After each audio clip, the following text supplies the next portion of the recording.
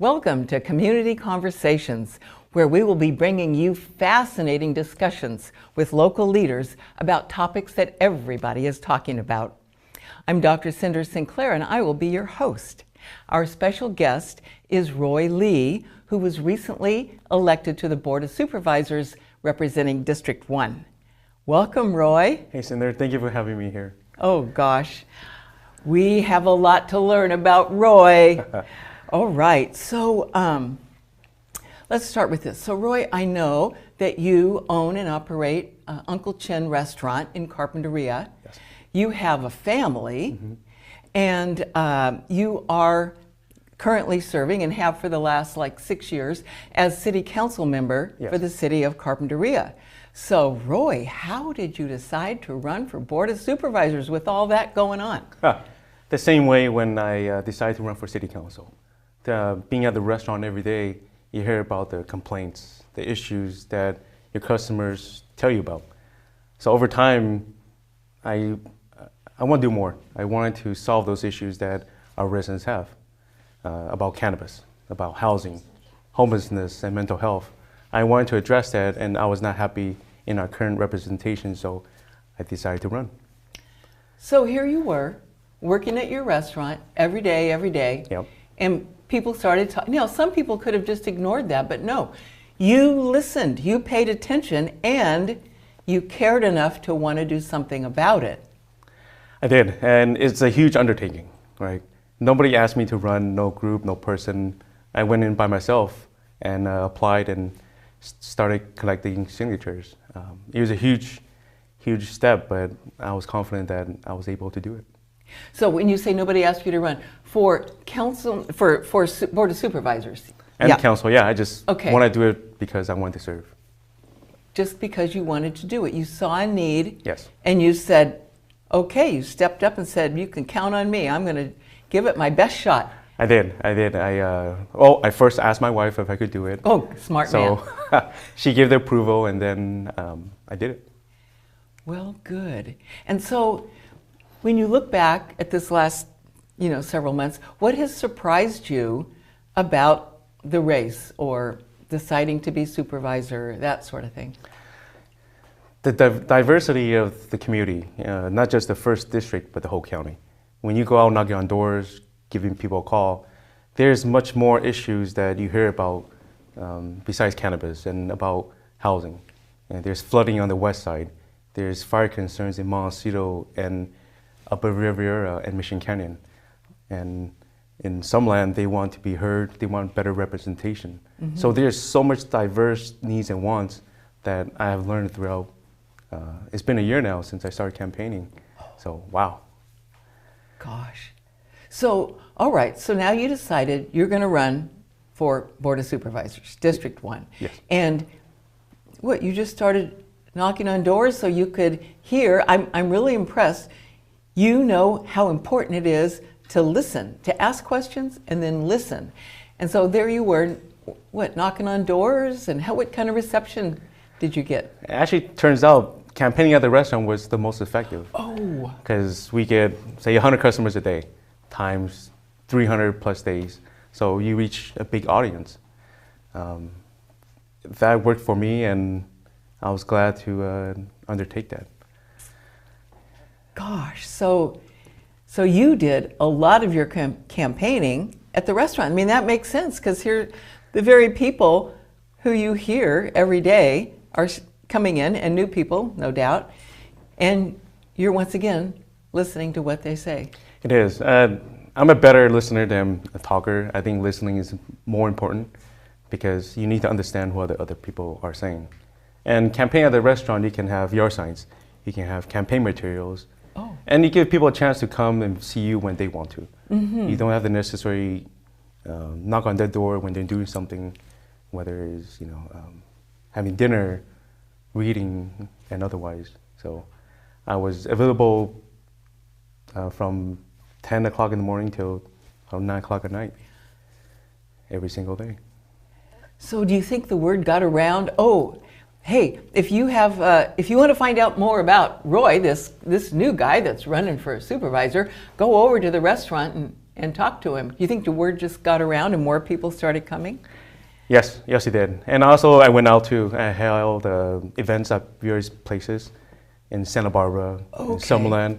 That way, for people who don't want to brave the traffic, which it's been challenging, Yeah. I go to them. Okay, so tell me about those events. Where did you have them? How did they turn out? How did you get the word out? I was fortunate to people volunteer at the homes, whether it's in Montecito and Santa Barbara, and they'll invite their friends to come. That is smart. So you had people in their homes instead of go renting a hall or something like that. Yeah, and people come and they ask me questions, and I'll give them my direct, honest answer. And you learn a lot from those type of house greetings. So the friend, let's just say you have a friend, and that person invites you to have a little meeting in their home. And so then would that friend do a lot of the inviting of other people? Yes, yes they would. They invite their girlfriends, we will invite other friends. So about 30 to 50 people per gathering. So, and it works. You do one a week times X amount of weeks, and you can reach a lot of people. So you were a really busy guy. I mean, I think you like being busy. You're always busy. It keeps me out of trouble. Yeah, I think so. So what would you say to young people who might be considering becoming a public servant of some sort? I tell anybody who wants to serve, not just young, but anybody, is to ask yourself why you want to be in this position. I tell them, don't do it because you want it to be a career. Do it because you want to serve and do what's right for the community. Because once it's a career, it becomes something else. Giving is receiving, that's how I see it. And when I'm in Carpinteria, I see our community happy, safe, and to see them thriving, it makes me say, I've done a decent job. Well, that's great, yeah. So anyone wanting to run, make sure they're doing it for the right reasons. Exactly, and ask your spouse or your family first, because it impacts them too. Because what I'm doing now impacts my wife, my family, because my wife, she has been, I love you, Tina. She has been just the foundation of this for me to build on. Without her, I wouldn't be here today. So my wife, my family, they make me want to do better. So, and your wife, Tina, that's her name, right? So she's at the restaurant every day working. Yes. And she's a hard worker. Her and I come from similar backgrounds. We both came from Taiwan, from hardworking families. So we know what it's like to struggle, to go through hardship. Is that where you met, in Taiwan? No, actually, she came from school. When she came from school at age 18, I picked her up from the airport, and we became friends, and we've known each other for over 25 years. We've been married 18 now, so. 18 years, wow. I know, it goes fast. Yeah, and you've got 3 children. 3 children. My son Tyson, 17, Madison, 14, Ellie, 11. Okay. So. And, okay, so here you come over. How old were you when you came from Taiwan? So I was 6 years old when I came to Taiwan. 6 years old. And I still remember the day we came. We were at LAX, and everybody looked different. Nobody understood what I was saying. I couldn't communicate with anybody. It was different. And we moved to Gurita, is where from 86 to 99 is where I grew up. So you were just a little kid, 6 years old. So of course you were surprised because you were used to everybody understanding what you were saying, and now all of a sudden these people look different and they didn't understand you. Yeah, exactly. As an immigrant, I understand that the hardships that you go through, because I'm a new kid. I was I was the only Asian kid in school for many, many years until high school. Really? So I didn't know where I fit in that, and I had to learn English and the culture, and it was hard. But we worked. But my mom and dad were always there. My brother was always there to support. I was fortunate to have good friends who stood up for me when I couldn't. Oh. So I was bullied. I was definitely it tested me a lot. So your brother, is he older or younger? He's older by 2 years. He's a mailman, Carp, my brother Brian. Amazing guy. Everybody loves him. Yes, I've heard everybody loves him. Yeah, he's a hard worker. He's a good role model. And your mom and dad, tell us about them. So my mom and dad both came from farming backgrounds. They sought a better life, so they took that chance.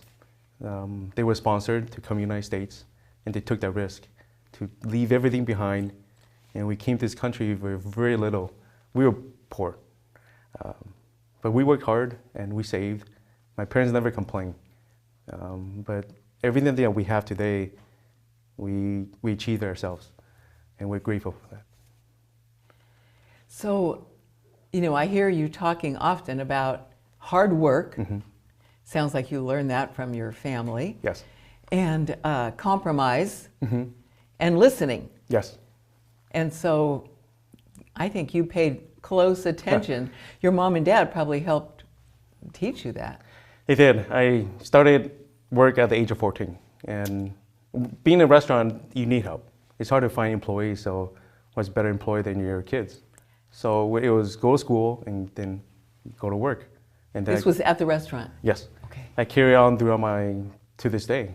It shows you what's important in life, the priorities, your family, your business, and making sure that it stays successful. Now it seems like, I remember you saying one time that your dad, your father, when he was 12 years old, he quit school so he could have a job and support the family. You're right. He's a second of 12 kids. The second of 12 kids. Wow. So going to school in Taiwan during the time was a luxury. Oh. My mom graduated high school, which is unheard of for a lot of families. But for my dad, he had to quit school at an early age to start working to feed the family. That was his responsibility and sacrifice that he took. And I'm grateful for what he has done. Do they come to the restaurant? My mom, they would still work every single day. Really? Your mom works in the restaurant every day? Every day. We try to cut the hours, but it's what they love. We don't see it as work. We see it as spending time with the family, and talking to customers, keep ourselves busy, and we love what we do. That comes through loud and clear. It seems like I heard you say that you learned to cook from your mom and dad. Yes, I did. So two different styles. My dad is more a stronger flavor type of cooking, high heat. My mom's lower, more gentle flavors. So I'm in the middle. I learned from both of them how to cook, and I've been doing that for over 8 years now.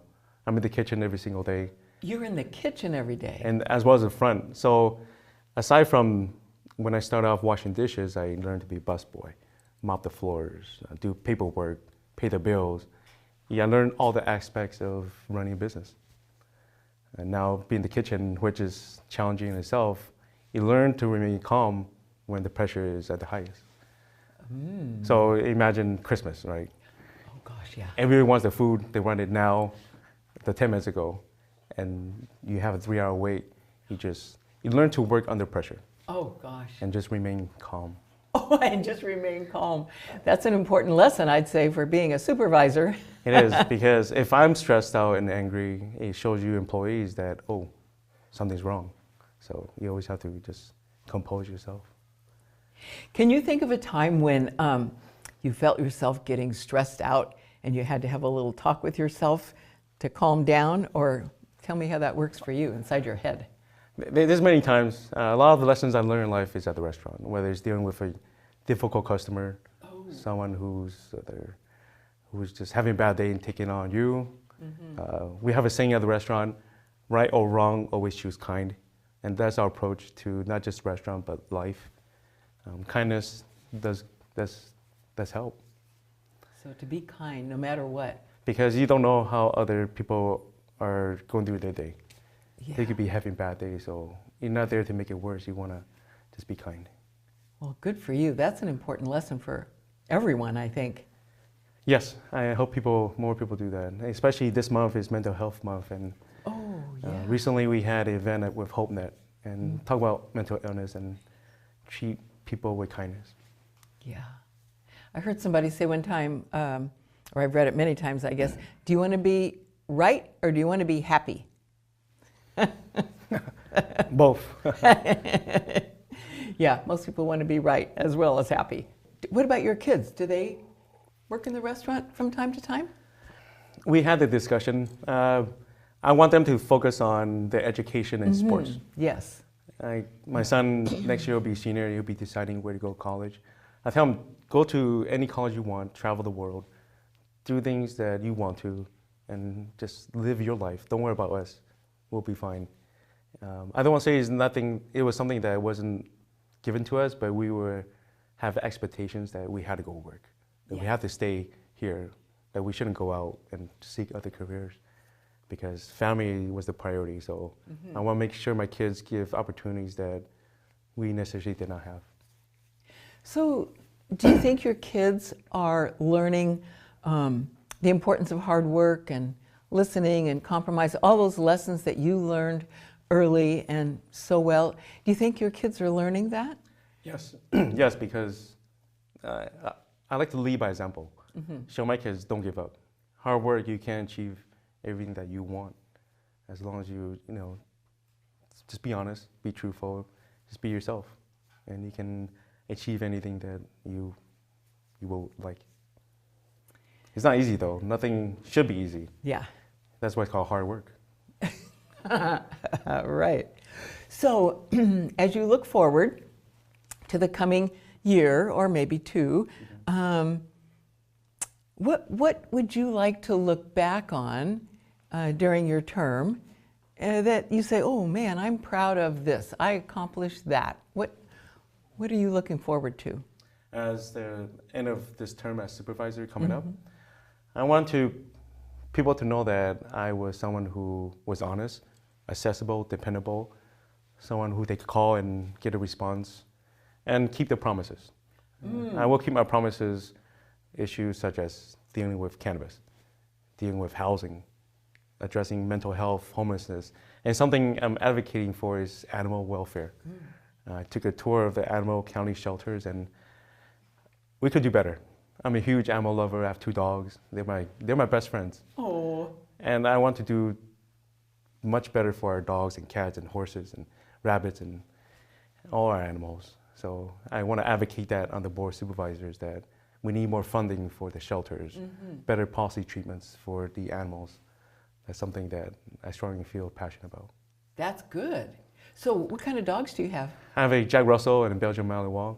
So A Jack Russell and a Belgian Malinois, like a Belgian Mal.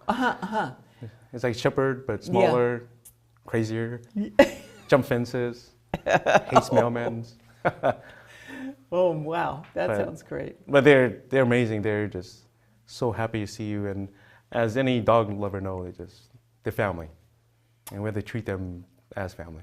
Gosh, so okay,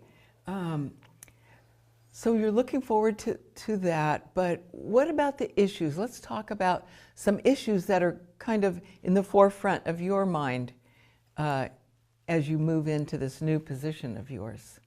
The pressing issues is cannabis, dealing with the smells and odors. I think that's priority that we need to focus on and address, and not force it to be done in a wrong way. We have to put in carbon scrubbers to get rid of the smell. It works, it has proven to work, and that is what the board supervisors need to address. Going forward, the conversation about housing will dominate the conversation for the next 10 years, if not longer, in this county. So there's a lot of different ideas, but we cannot let private developers run the show. We have the government has to take the stance. We have to take the lead on that. One idea is to create this affordable housing trust fund.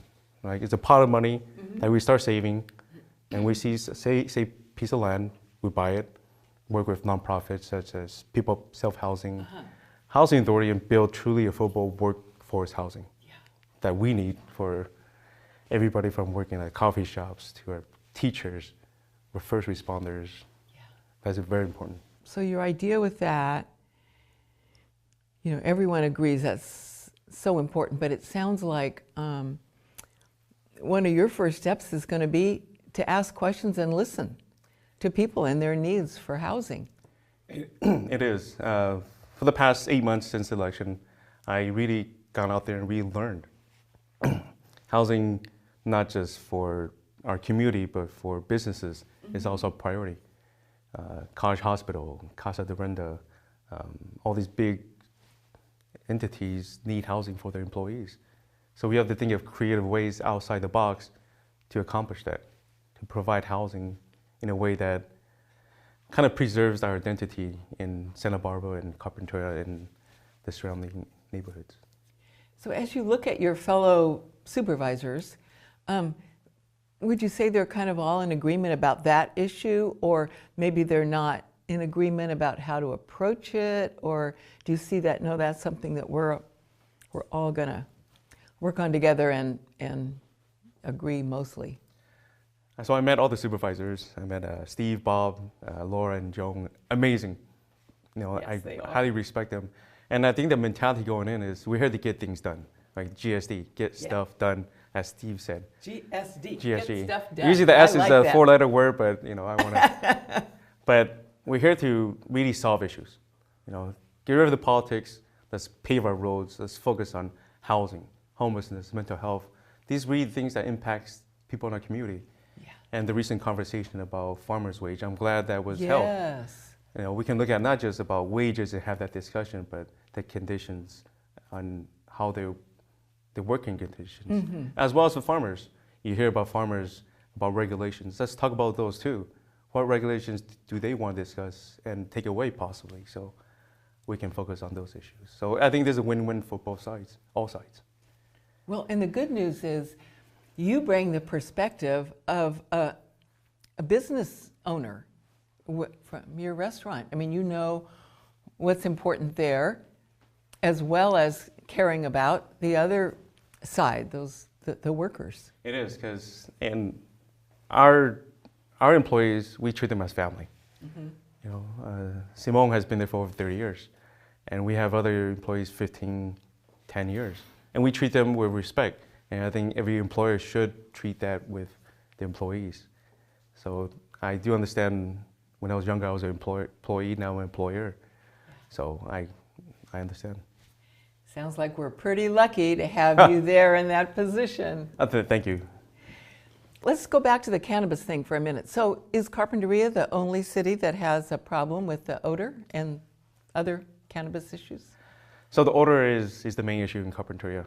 And the locations where it's being grown, next to people's homes and schools, that was wrong. It shouldn't have been done. Unfortunately, we cannot go back in the past and change it. We just have to move forward. And dealing with the smell is the priority. And other counties, in North County, San Ynez, does have conflict with cannabis. But I'm not here to be against any industry. I just want to do business right. Yeah, do business right. We just have to do it the right way and just solve this odor, smell, and then work from there. So the scrubbers solve that. Is that right? It does. It does work. It has to be proven to work. And I toured two cannabis farms, one with carbon scrubbers and one without. Oh, good for you. So the one with, my clothes came out smelling great. And I think I learned a lot. Then I toured the one without. My clothes, I had to actually take it off, take a shower, and I was feel nausea for over 2 days. Really? I did. So why would somebody not want to put scrubbers? Are they expensive or what? All the above. I think cost is a big one, the availability. But everybody has their excuse, but no more excuses. We need to put in carbon scrubbers, and we need to do it now. What percentage of the cannabis, what do you call them, grows? Or, have scrubbers versus don't? A lot. I'm not sure exact numbers, but a very minority of the growers actually do have. So the majority does not. Oh. And we need to change that and mandate it. So imagine a restaurant without grease traps, without air ducts. It's going to affect the neighborhood. Yeah. And you can't do that. Okay, so cannabis, housing.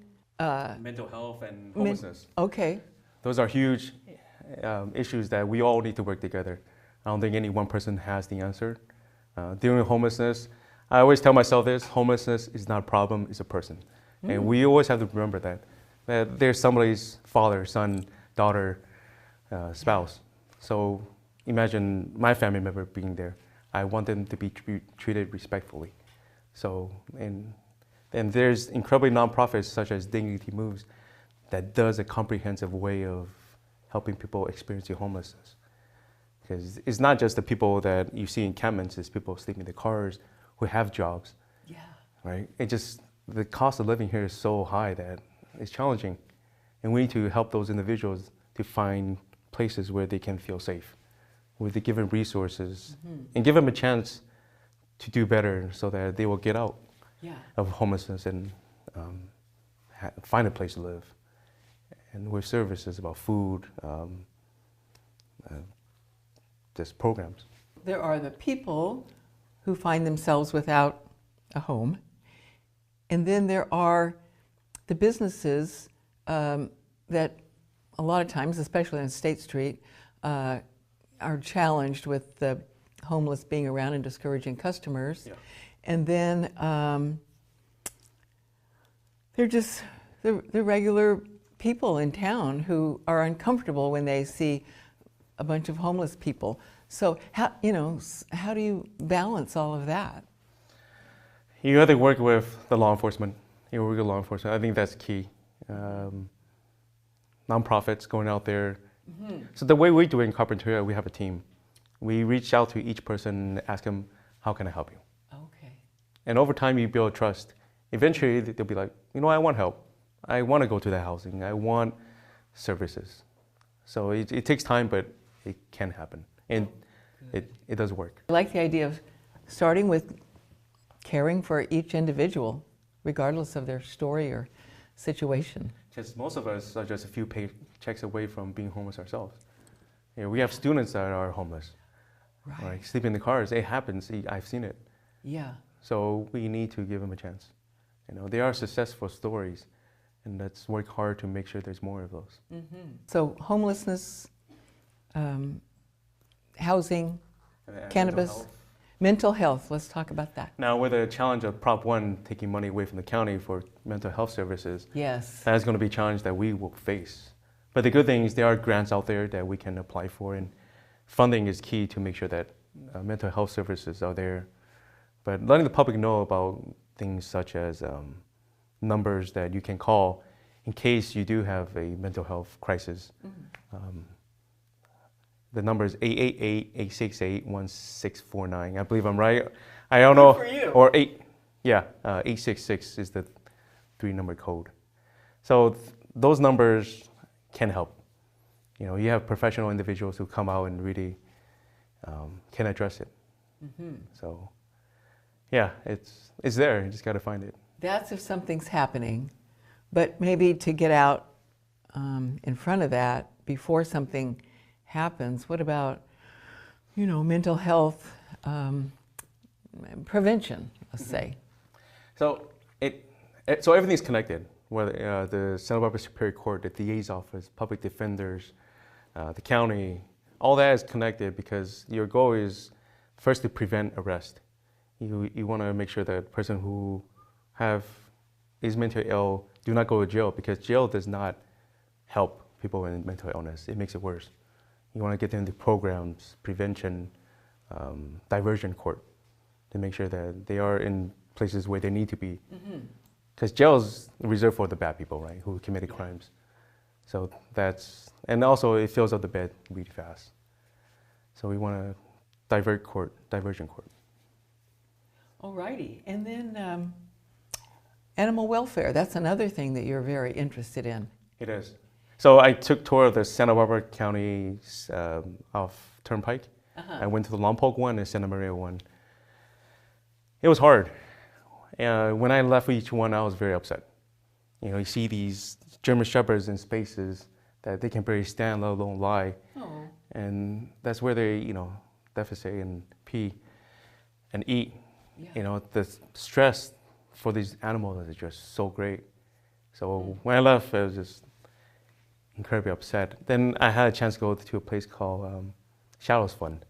It's 100 acres in Lompoc, and it's dedicated to animals, dogs, pigs, horses, and much more. Gosh. And they build these animals like a house, basically, with TV, sofas, and they let them live their lives. And that philosophy is just, wow.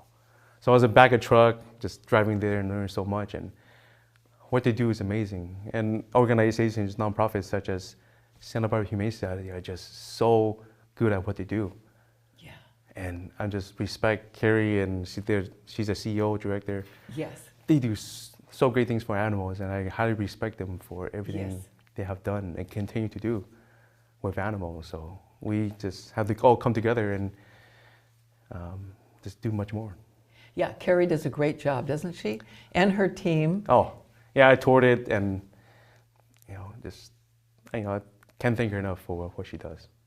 Yeah, and they give it their best with what they have to work with, and I'm sure they're hopefully learning some lessons from these other people. But those other people have a big giant space to work with.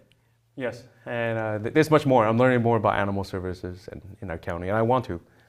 I want to go out there and learn as much as I can.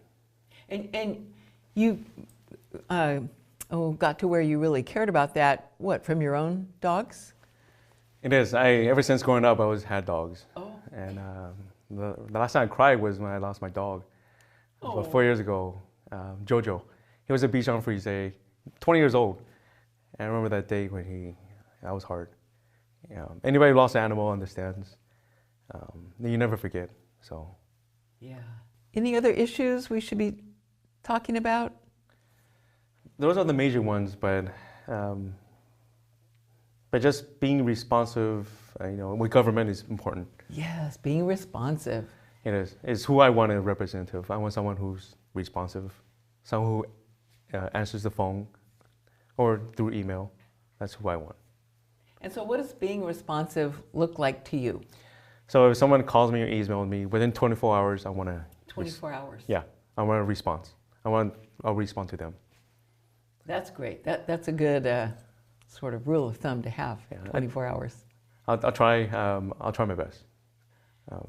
But it's definitely doable. Yeah. When you look back at your campaign, what kind of campaign promises did you make, and which ones are you looking forward to, and which ones do you think might be a bit of a challenge to fulfill? Yeah. The elevator speech I gave during the campaign, right? It's about preserving our community, preserving what we love, but about our open space. Our environment is something that that's so important, right? Santa Barbara, especially for the district, is the birthplace of the environmental movement. Protecting our environment is key. Right. And in Carpinter is always something that we take priority with, preserving our bluffs. That's something that is important to me, and I will make sure that I keep those promises. Yeah. And dealing with cannabis, going back to that, is also a top priority. It will be done, and I'll do my best to make sure that it's done well. What are the areas that District 1 encompasses? So District 1 is Carpinteria, the Valley, Summerland, Montecito, majority of Santa Barbara, East Side, West Side, Riviera, and Cuyama. Wow. Yeah. That's really big. Yeah, Cuyama it just. Are the other areas, or districts, I should say, are they a similar size, or is yours bigger than most? That's a good question. I think we're all about the same population. Oh, really? But Cuyama just kind of... Yeah, that's out there. I don't know how to get gerrymandered in, but down the road, I'll go up there and learn about the farming community and the community as a whole, and how I can help them. What are the concerns that you've heard from the people in each one of those areas of the district? So we'll start with Cuyama is about water, farming, representation. They feel like they're being left out.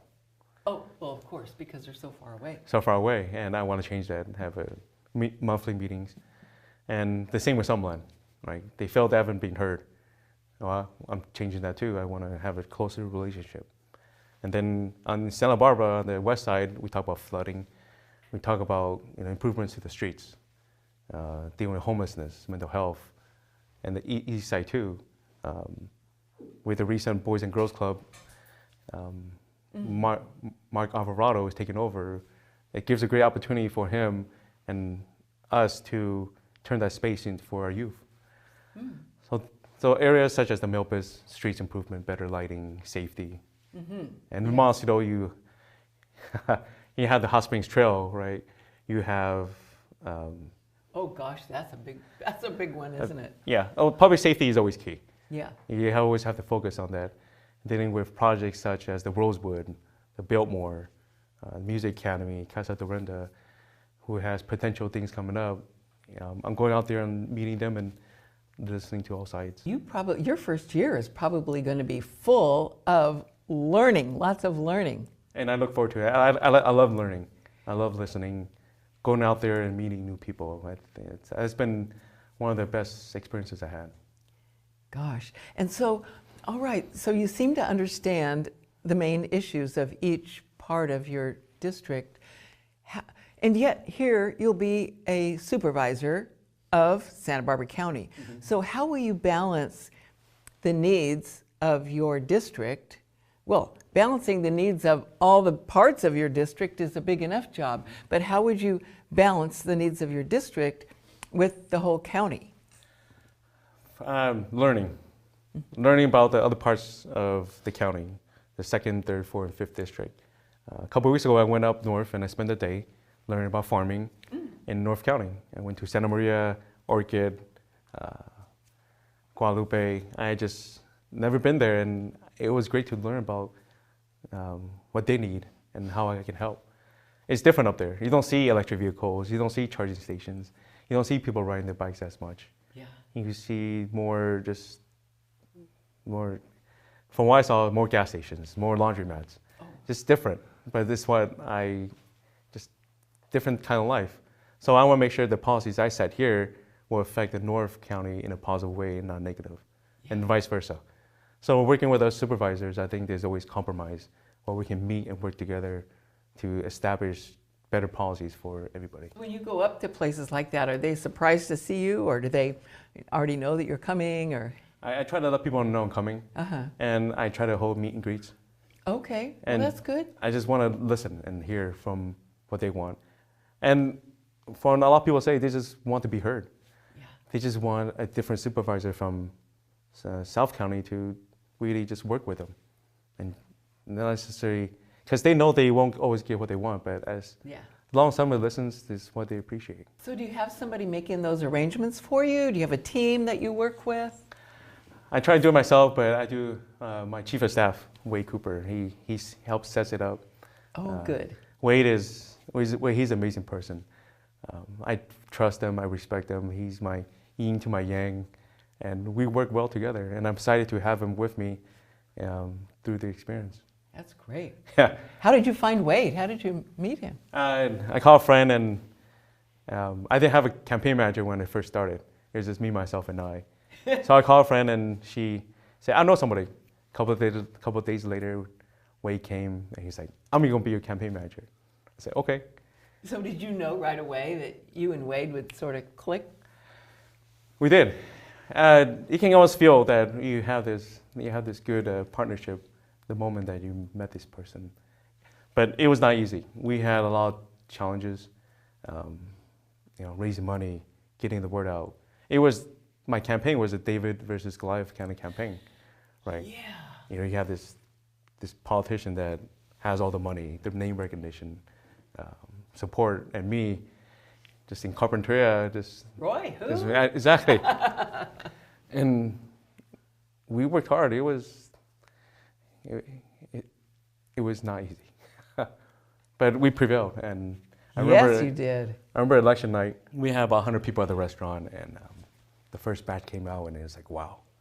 And Wade was I never see a guy so happy. He was yelling. He was very excited. So Wade was maybe, he really didn't know you in the beginning, and so he was maybe a little bit brave taking this on, since not many people knew who you were, and your opponent, like everybody knew who he was. That's right, and I thank them for that. I'm thanking for believing in me. A lot of people didn't even give me a chance to think like this guy had no chance, and but it shows you if you work hard, good things can happen. And so you also have what you call a kitchen cabinet that helped you with the race, and maybe you still, go and talk things over with them? I do. I do have amazing, they're more than friends. I treat them as family. George Dudley, Barney Malinkian, Pat McElroy, and former supervisors that are just being great advisors. Janet Wolf, Peter Adams,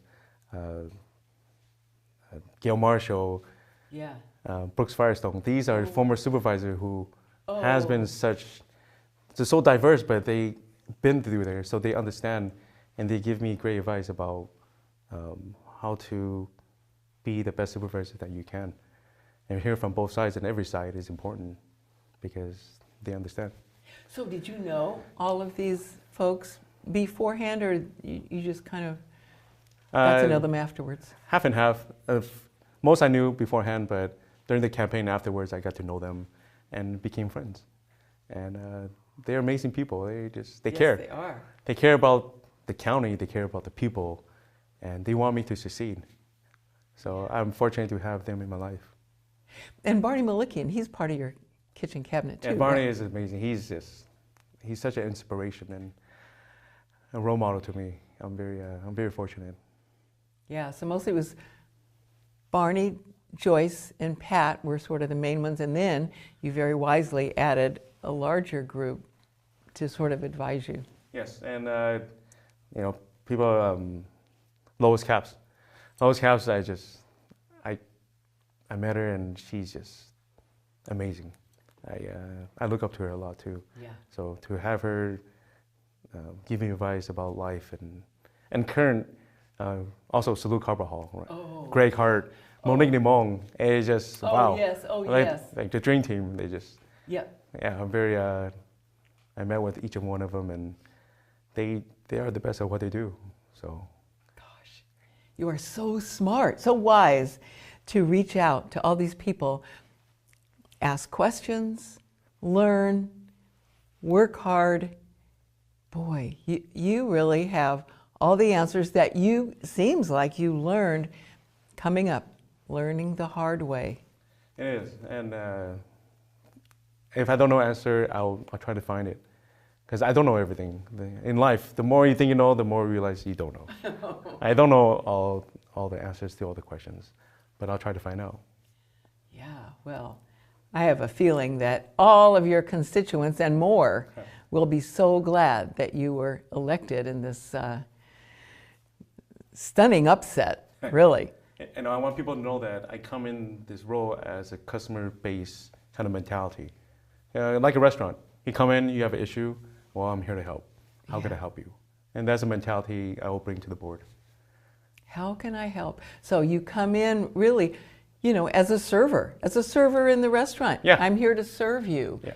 And that seems to be your mindset, and that's fabulous. If your cup is half empty, don't fill it up, kind of mentality. And so it's what I've known since I was a kid, and that's what I want to do, serve, literally serve.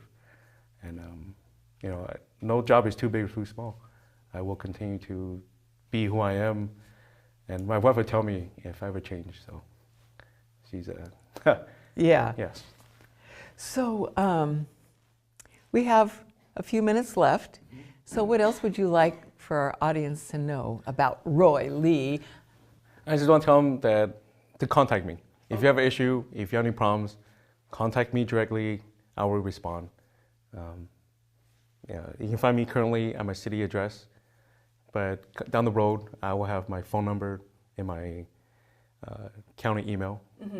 So I invite people to come and if they want to just sit down for coffee, or if they want to meet me, or have any issues they want to discuss, I have an open door policy. Even if they're not in your district, you want to hear from them? Anybody, throughout the whole county. I want to learn as much from the North County as I do from the South.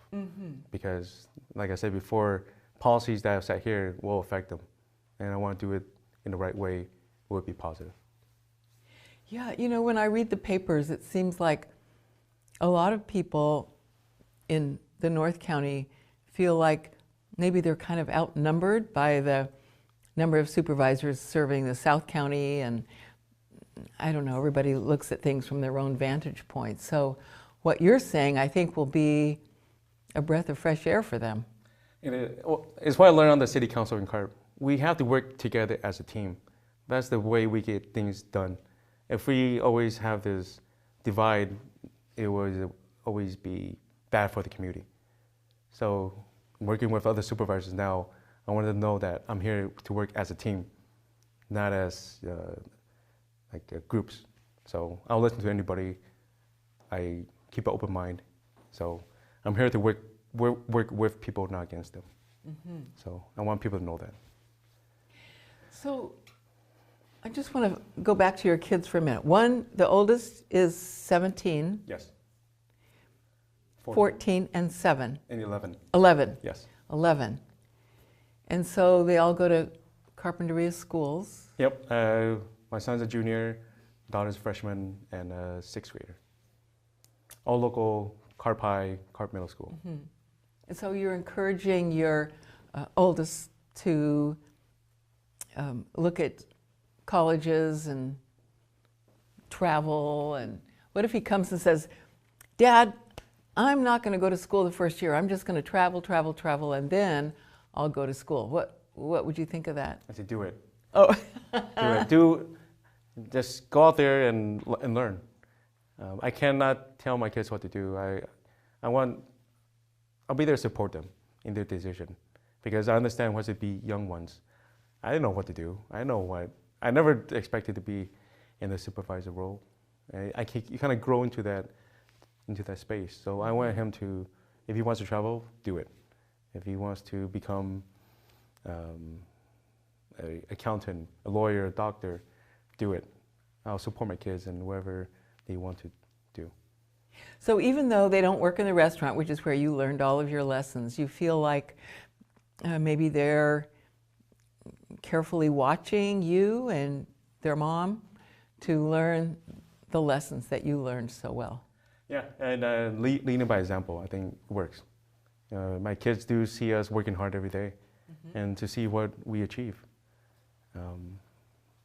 So I can say that we're proud that we achieved the American dream of home ownership, business ownership, and my kids never really had to see that struggle that was so difficult, and that they have a chance to do much more than we could. So I tell my kids, do better than us. Mm-hmm. Go out there, help people. Yeah. So if they can do that, then and happy, and make a living, then I've done a decent job. I mean, it really sounds like while you and your wife learned all these important lessons the hard way coming up when you were young and even now, it sounds like your kids are learning the same lessons, but just in a different way by looking at your example. Yes, and I don't want to brag, but my kids, they have 4.7 GPAs. Oh, gosh. They involve water polo. They're hard workers, so they achieve great things already themselves. With me never telling them what to do, they just did themselves. And my daughter Madison, she's gonna become somebody. I can tell my daughter Ellie, she has a passion to help people. Yeah. So it kind of rubs off on them to do more than just the normal. They know what they want. Just getting there will be the challenge for them.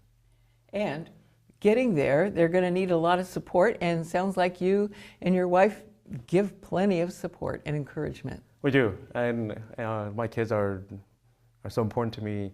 So the things that I do, I want to make sure that we leave a better world for not just my kids, our youth, and to our seniors, to make sure that we listen to them and everybody in between. Yeah. We want to make things better, not worse. Yeah. So I hear from you that you really want to make all of our communities better, from the kids, all the way to the seniors. Yeah, as a kid, my mom and dad always taught me to respect your elders, listen to them, and that's important. We have to teach more of that to our youth. Our elders are are the pillars of the community. Yeah. Well, Roy, thank you so much. Gosh, I've just enjoyed this so much, and I know other people will really enjoy getting to know you, and we're looking forward to seeing Roy in action for our county, especially District 1. Thank you, Cynder, and thank you for the experience. I appreciate it. Yes, and thank you for coming on the show to share all of your very inspirational insights with all of our audience. So it's a tradition of mine, you know how Taylor Swift does friendship bracelets? Yes. Well, I do this with our city pin, so I like to... Oh, Roy, thank you. Gosh, that's beautiful. City of Carpinter, incorporated 1965. Yep. Thank you. I will definitely proudly wear that. Thank you. That's a great, hey, you and Taylor Swift, huh? Well, she has, yeah. Yeah. Good. Thank you. It looked great on you. Thank you. All right. Well, thanks so much for joining us on Community Conversations. We loved your story. Thank you. Thanks, Cynder. And thank you for joining us on Community Conversations, and we'll see you next time.